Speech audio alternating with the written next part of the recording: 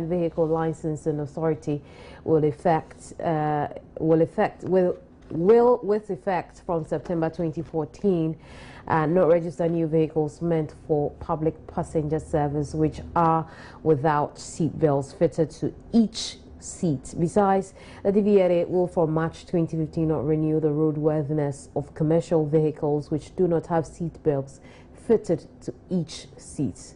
The acting chief executive of the DVLA, Rudolph Berkeley, who announced this at the stakeholders meeting, said the decision not to register commercial vehicles without seat belts was in conformity with Section 119 of the Road Traffic Regulation Legislative Instrument 2180, the LI 2180, which was passed by Parliament in 2012. Lays emphasis on the use of seat belts, and it gives us a 2-year grace period for implementation.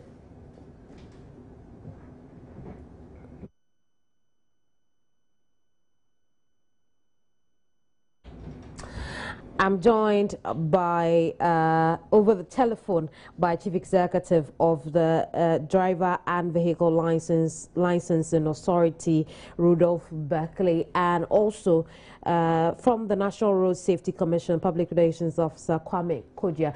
Gentlemen, you're welcome to the program. Yeah, thank you so much. Thank you. I want to start with you, Rudolph. It's September. Tell us how this will roll out. Yes, thank you so much for having me, and I want to say good morning to your cherished listeners.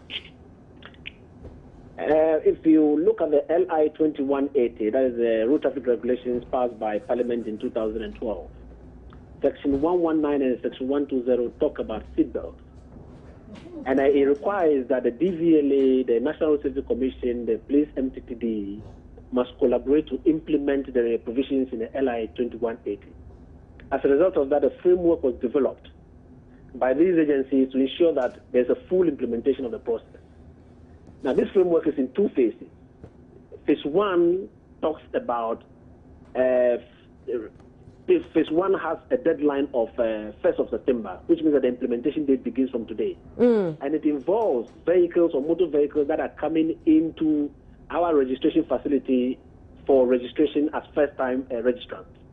Those motor vehicles, if you do not have seat belts already in each and every one of the seats in the vehicle, the DVLA will not register such a vehicle. So we are looking at registration of vehicles that have seat belts appropriately fitted in all the seats. So if you do not have the seat belts in all the seats, then we will not proceed to register, and that has to be begun today. I see. So we started rejecting some cars already at DVLA centers. Yes. Yes. Do we have a fair idea of how many we've rejected so far? No, it's too early in the day to tell. It's too early in the day to tell. I see. Just hold the line for me, Rudolph. I'm going to come back to you. Kwame Kodia is from the National Road Safety Commission. He's joined me over the telephone. Hello, Kwame. Hello. You're welcome to the program too. And thank you very much for your patience. Kwame, this we know the NRSC believes is such a brilliant idea. Let's look at the rollout. What form should this rollout take? Now we're going to have some cars being rejected. What form should this rollout take? Well, thank you very much. I believe that we are very much in tune with what is happening. We have engaged the DVLA, our sister institution, over the rollout, and we at this point very much comfortable with the plan. I believe that if you look at the laws, Mr. Berkeley has explained, in as much as the law came into force in 2012, it allowed for a 2-year grace period to allow for us to put in place the necessary conditions to allow for us to get to the stage. Over the last 2 years, I want to believe that a lot of sensitization has been carried out to let vehicle owners and users on their own appreciate the very essence of these safety devices in our vehicles. So the time for me and for the Commission, and I believe for our stakeholders, is appropriate for us to begin to look at the implementation. They have been kind enough to say that at this point, they want to look at vehicles that come into their terminals as for registration. Okay. Allowing a further period till March to deal with the other categories of vehicles. Gentlemen, here's why I've been asking about what form the rollout will take. So, I bring in a commercial vehicle, and Rudolph, I come to your outfit, the DVLA, and it is rejected. And I'm supposed to go and fit in seat belts. Now, you and I know if you don't put in the right seat belts, which will have the proper webbing in case of any accident, it will be as useless as not having it will be as useless as not having the seat belts at all. What provision are we making?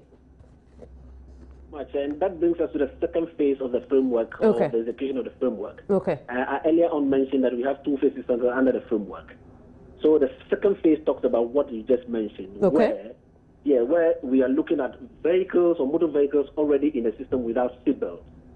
So as part of the framework, the DVLA will be involved with the supply, installation, training of identified garages for the fitting of the seatbelt.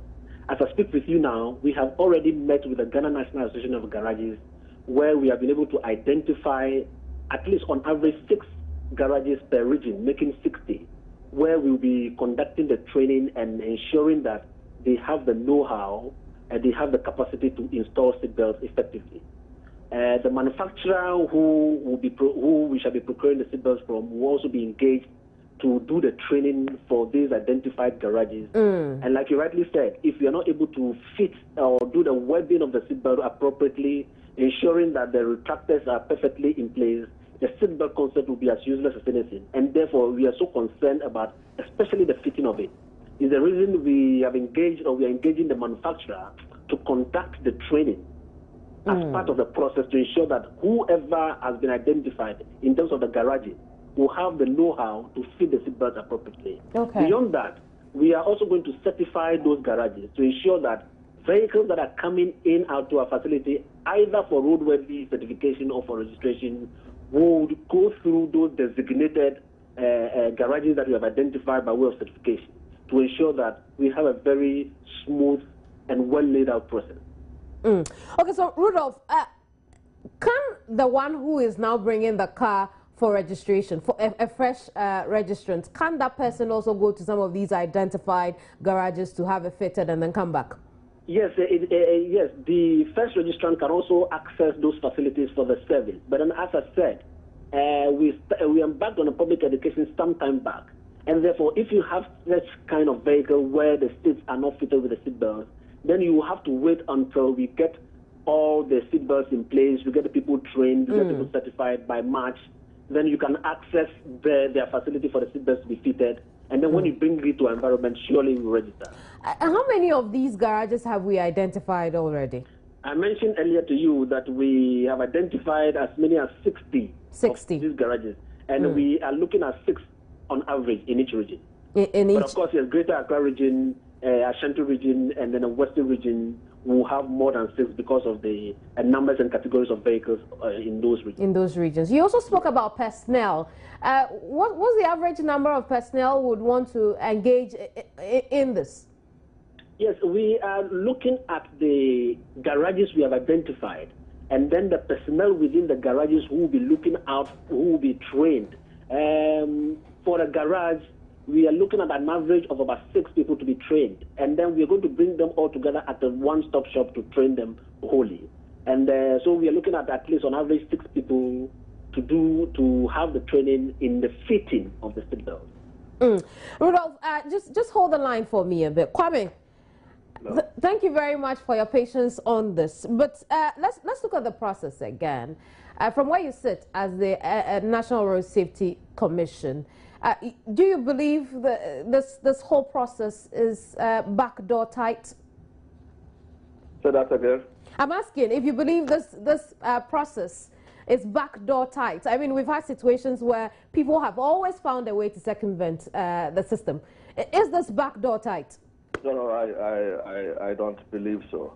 I think that from our side, as I explained earlier on, from the advocacy point of view, if we be honest with ourselves, these days, if you drive around town, the level of compliance to seatbelt usage is on the increase. I want to believe that motorists themselves are beginning to appreciate that the device is not there for aesthetic purposes, but for safety purpose. So by themselves, there's a certain level of voluntary compliance.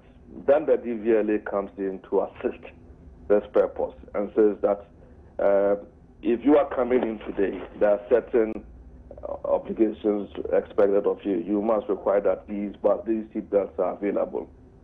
But between now and March, it is taking steps to create an environment that will assist all other vehicles currently in the system who do not have these facilities to comply. I want to believe that given the importance that we all attach to safety, be the vehicle owner or the user, we have a duty to support these efforts so that by March, when the second phase is rolled out, we will begin to experience the benefit. I need to add very quickly that a commission is, if you like, a risk management institution, and for us, we consider the seatbelt as a very important device that will assist in the management of injuries that occur as a result of collisions and their resultant deaths. And we will support this effort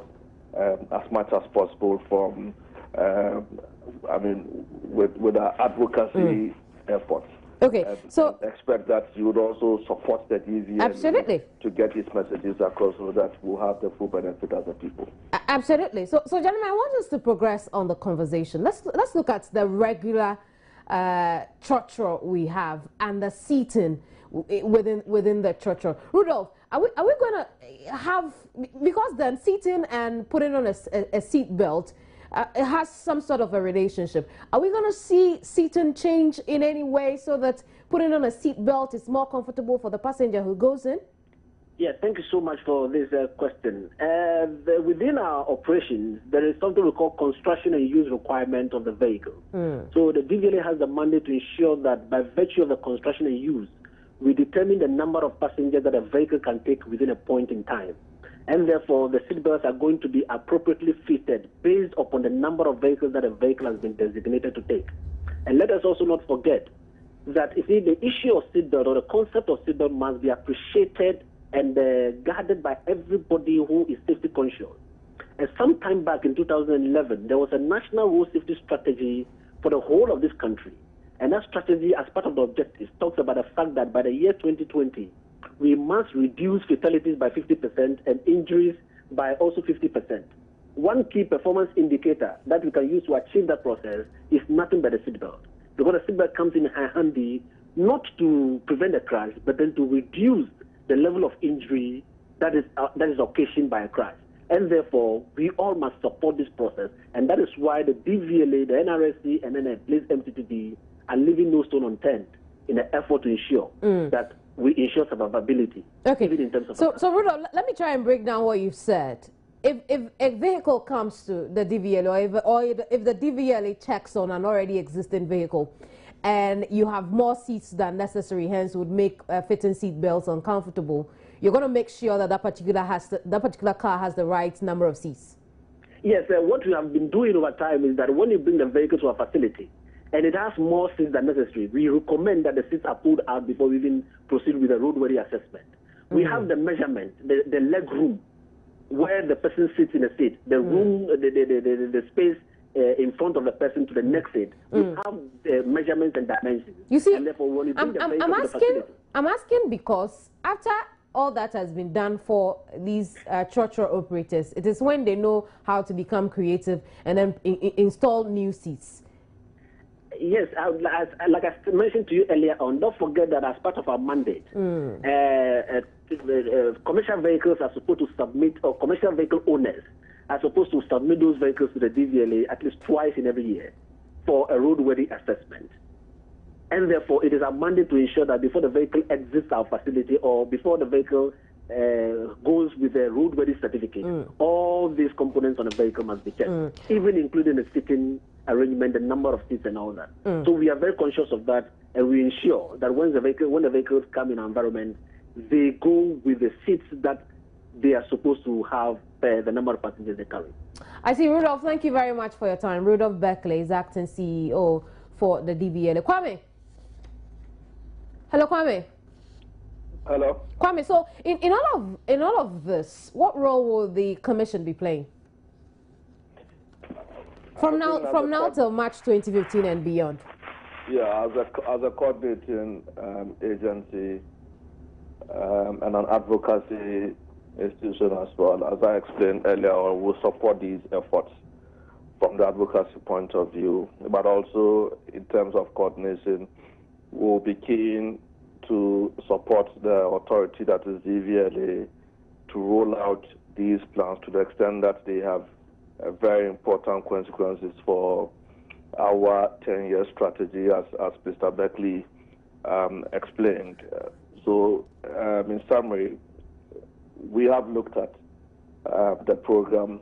They have discussed it with us. We are very much comfortable. We think that it is practicable, and the stakeholders who are very much affected by these rollouts will buy into the idea, and we support them from the advocacy perspective with our regional outlets, where we engage road users as we may find them on a daily basis, to let them appreciate fairly the essence of these devices in the vehicles. We would want to use the opportunity of your platform to also appeal to vehicle owners that these devices are there for a purpose.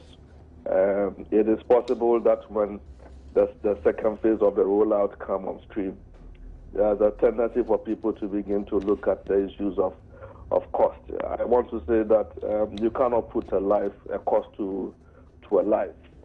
These are matters that protect all of us within the transport environment.